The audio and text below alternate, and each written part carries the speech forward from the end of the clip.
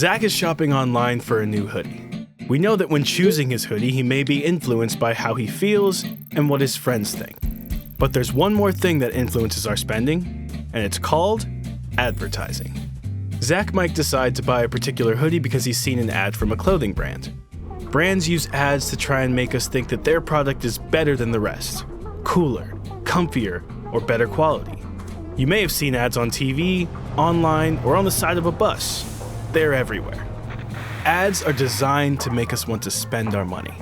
Whether they use a celebrity we like, a catchy song, or a cute character, ads make us remember a brand's product, which makes us more likely to buy it. Zach is also on social media, so he'll see another type of advertising which is harder to spot. This is where brands pay people called influencers to talk about or wear their products.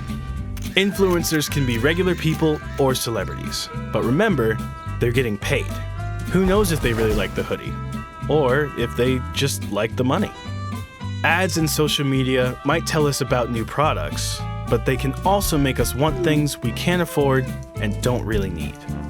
Ads also only show us the best things about a product, so Zach should check other information like reviews to find out which hoodie might be the best choice for him.